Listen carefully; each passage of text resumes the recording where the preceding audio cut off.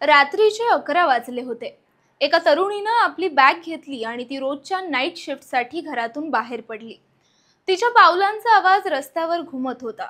सगळं नेहमीसारखंच वाटत होतं। कंपनी काहीच अंतरावर होती आणि ती रोज याच रस्त्याने जायची। पण त्या रात्री काहीतरी वेगळं होतं।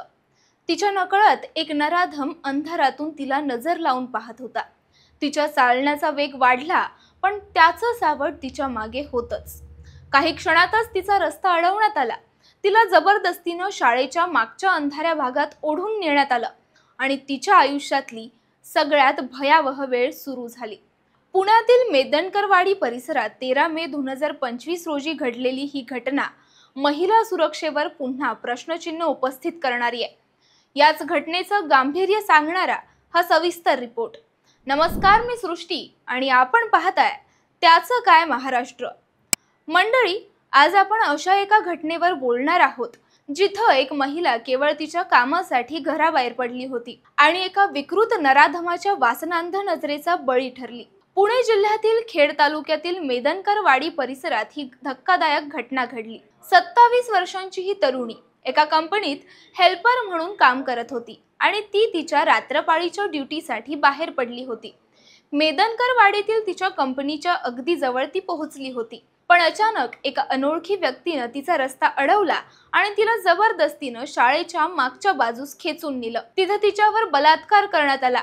ती भयानक वेदनेत ओरडत होती, मदतीसाठी आक्रोश करत होती। स्वतःला वाचवण्यासाठी तिने आरोपीचा चावा घेतला, धडपड केली, पण त्या विकृतीच्या राक्षसास काहीच फरक पडला नाही।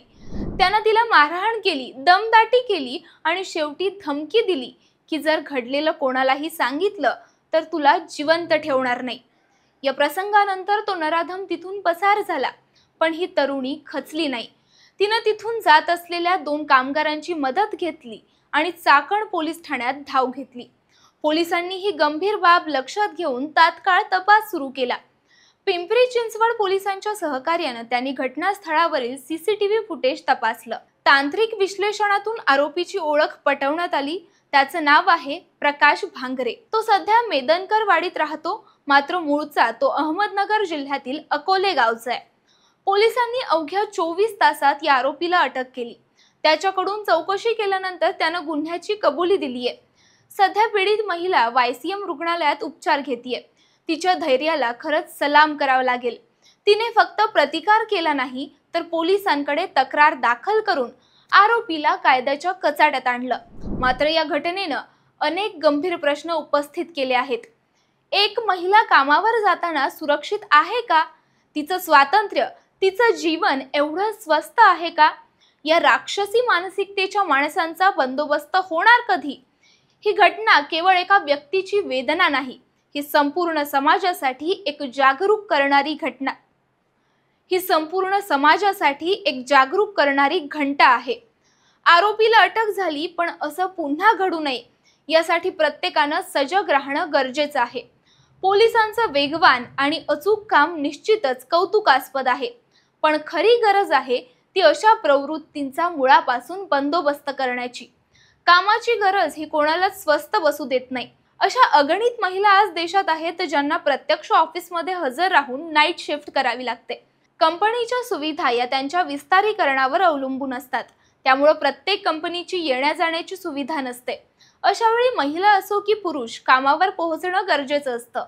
त्यामुळे काम कुणाला सुटलेलं नाही, मात्र या सगळ्यात सुरक्षा टांगणीवर लागलेली आहे का, हा प्रश्न उपस्थित होतो। ही घटना फक्त एका तरुणीवर झालेल्या अत्याचाराची गोष्ट नाही, तर ती आपल्या समाजातील विकृत मानसिकतेचा, बेजबाबदार उदासीनतेचा आणि महिलांच्या सुरक्षिततेविषयीचा असंवेदनशीलतेचा आरसा आहे। एखादी महिला रात्रपाळीला कामाला जाते तेव्हा ती कर्तव्य निभावत असते, पण तिच्या वाटेला हिंसा येऊ नये याची हमी आपल्याला द्यावी लागेल। पोलिसांनी या घटनेत जलद कारवाई करून आरोपीला पकडलं हे कौतुकास्पद आहे, पण असे गुन्हे पुन्हा घडू नयेत यासाठी समाजानं जागं होणं गरजेचं आहे। फक्त बातम्या पाहून दुःख करून उपयोग नाही, आवाज उठवला पाहिजे, सिस्टमला जागं केलं पाहिजे आणि अशा विकृत प्रवृत्तींना स्पष्ट संदेश दिला पाहिजे की महिलांच्या अस्मितेवर हात घालणाऱ्यांना या देशात क्षमा नाही। या बाबतीत तुम्हाला काय वाटतं हे कमेंट बॉक्समध्ये कळवायला विसरू नका. गुन्हेगारीच्या विश्वाला आळा घालण्यासाठी आणि अशा विषयांचा मागोवा घेण्यासाठी पुन्हा भेटूयात. तोपर्यंत पाहत रहा, सबस्क्राईब करा. त्याचं काय महाराष्ट्र.